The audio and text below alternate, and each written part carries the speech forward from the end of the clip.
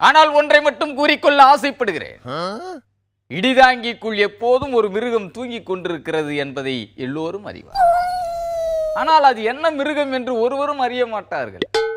இடிதாங்கி மேடையில் முழங்குவதே பிளிறுவது மாதிரி இருக்கிறது என்றால் உள்ளே உறங்கும் மிருகம் எப்படி இருக்கும் என்று யோசித்துப்பார். உறங்கும் மிருகத்தை உசுப்பி விட்டால் எழும்பி விடும் என்று யாராவது நினைத்தால் அது தோல்வியில் தான் முடியும். எனவே உறங்கும் மிருகம் என்ன மிருகம், அது எப்படி இருக்கும் என்ற ரகசியத்தை மட்டும் கசியவே விடமாட்டேன். ஏனென்று சொன்னால் கசியாமல் இருக்கும் வரைக்கும் தான் அது ரகசியம். நீர்மூழ்கி கப்பல் பற்றிய ரகசியம் கசிந்தால் அது நாட்டின் பாதுகாப்புக்கு எப்படி ஆபத்தாக அமைந்து விடுமோ, அதை போலத்தான் இடிதாங்கிக்குள் உறங்கும் மிருகத்தை பற்றிய ரகசியம் கசிந்தால் இடிதாங்கியின் பாதுகாப்புக்கு பிரச்சனையாகும்.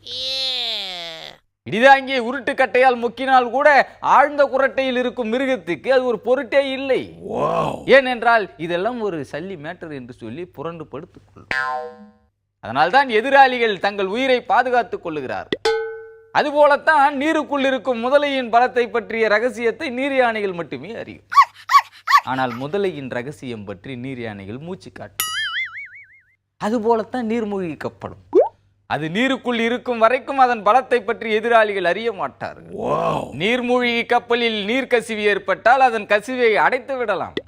கசிவு அடைக்கும் விஞ்ஞானிகள் சப்பாத்தி மாவை வைத்தாவது கசிவை சரி செய்து விடுவார்கள் என்ற நம்பிக்கை இடிதாங்கிக்கு என்றும் உண்டு. ஆனால் நீர்மூழ்கி கப்பலை பற்றிய ரகசியங்களை கசிய விட்டால் என்ன ஆவது? அது கடலில் என்ன வேகத்தில் போகிறது என்று ஆமைகளிடம் கூட கேட்க முடியாத அளவுக்கு அவ்வளவு ரகசியம் காக்கப்படுகிறது என்று சொன்னால் அதன் பின்னால் பாதுகாப்பு காரணங்கள் பதுங்கி இருக்கின்றன. ஆக இடிதாங்கியின் இப்போதைய கவலை என்னவென்றால், பிரான்சில் இருந்து வாங்கி இந்திய கடலுக்குள் முங்கு நீச்சல் அடிக்கக்கூடிய கப்பலை பற்றிய ரகசிய ஆவணங்களை காணவில்லை என்பது. நடுவில் 2 பக்கத்தை அல்லது 3 பக்கத்தை காணவில்லை என்றால் பரவாயில்லை. காணாமல் போன 2-3 பக்கங்களை வைத்து பஜ்ஜி கூட தடவி தின்ன முடியாது என்று இடிதாங்கி. ஆனால் 22,000 பக்கங்கள் கசிய விட்டு இருக்கின்றன என்று சொன்னால் அந்த நீர்மூழ்கி கப்பலை சாதா கப்பலாக மாற்றிவிடுவது நல்லது என்பது இடிதாங்கியின் கருத்து.